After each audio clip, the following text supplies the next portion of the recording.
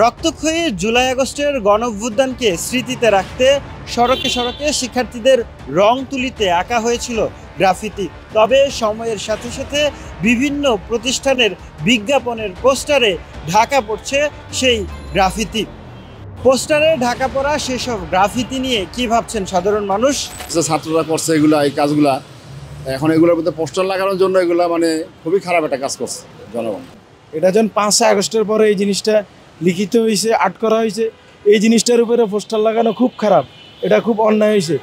আপনার যে কোচিং সেন্টারগুলা, এই কোচিং সেন্টারের মালিকগুলা এগুলা সব বরাট করে এই যে বৃষ্টি অবস্থা করে ফেলাইছে। দেয় যায় এই অনেক কষ্ট করে পোলাপাইনে দেয়ালগুলো পরিষ্কার করছে, পরিষ্কারটা রং করছে, বিভিন্ন ধরনের সুন্দর সুন্দর লেখা, হ্যাঁ, যেটি নীতিমূলক লেখা, এই লেখাগুলো পড়তেও ভালো লাগতো।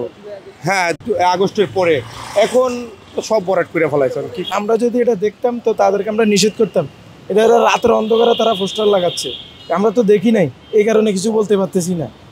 স্টুডেন্ট মুভমেন্টের পরে আমরা জায়গায় জায়গায় অনেক গ্রাফিতি দেখতে পাইছিলাম, কিন্তু এই রাজনৈতিক পট পরিবর্তনের ফলে এখানে বিভিন্ন জায়গায় আমরা বিভিন্ন পোস্টার দেখতে পাচ্ছি, যেগুলো আসলে আমাদের যেই জুলাই আন্দোলন যে স্পিরিটটা ছিল সেই স্পিরিটটা অনেকটা কমায় দিছে।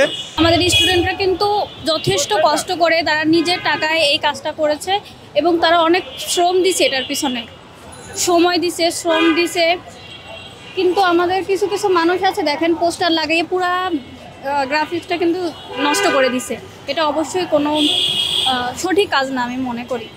মুছে যাওয়ার ফলে বা পোস্টারিং বা বিজনেস, বিভিন্ন কোচিং, দেখা গেল মার্কেট, বিভিন্ন রাজনৈতিকের জন্য এগুলা ঢেকে যাওয়ার ফলে আমরা এখন এগুলো আর দেখতে পাই না, যেগুলোর সৌন্দর্য বিনষ্ট হয়েছে। পাশাপাশি প্লাস যে ইয়াটা ছিল, যে স্পিরিটটা ছিল আমাদের মনে, সেই স্পিরিটটা অনেকটা কমে গেছে। আমি একজন স্টুডেন্ট হিসেবে আমিও এগুলোতে পার্টিসিপেট করেছি, আমিও গ্রাফিটি করেছি।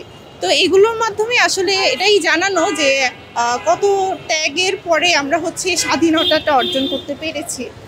I thought it's a negative vibe because আমরা আসলে as a student we face that circumstances like আমরা কি হইছে, আমরা এটা পুরা ওয়ার্ল্ড ওয়াইড এটা খুব ভালোভাবে সার্কুলার হয়েছে, and every student and every other person had we just captured it, like what happened on this situation, and everyone just writing about it, like what that it was a blastic situations. So আমি মনে করি এই যে পোস্টারগুলা এগুলো ঢেকে যাচ্ছে, poster like we engage poster because এটা হচ্ছে আমাদের মার্কেটিং এভরিথিং ক্ষেত্রে এটা দরকার হয়, বাট আমরা হচ্ছে এই জিনিসগুলো পোস্টার দিয়ে ঢেকে দিচ্ছি, এটা তো একটা নেগেটিভ থটস। লাইক এখন যেহেতু বিভিন্ন পোস্টারের কারণে এগুলো ঢেকে যাচ্ছে, এগুলো আসলেই ঠিক না আমি বলবো যে। আর এটা খুবই রিসেন্ট, যে অনেক দিন হয়ে গেছে এরকম কোনো কিছু না।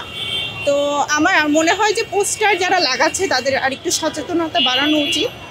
Whenever our next generation will come, what we have this left for them, যে আমরা আসলে তাদেরকে জানানো, এটা ইটস আওয়ার রেসপন্সিবিলিটি যে আমরা কিভাবে তাদেরকে এই জিনিসটা সার্কুলার করব, it's totally in our responsibility. So July আগস্টের যে স্মৃতিগুলো ধরে রাখছিল, বিভিন্ন যুদ্ধের, মারামারির, বাচ্চাদের, এইগুলা সবই ধরে রাখছে, তো সব নষ্ট করে ফেলাইছে আর কি। ব্যবস্থা নেওয়া উচিত।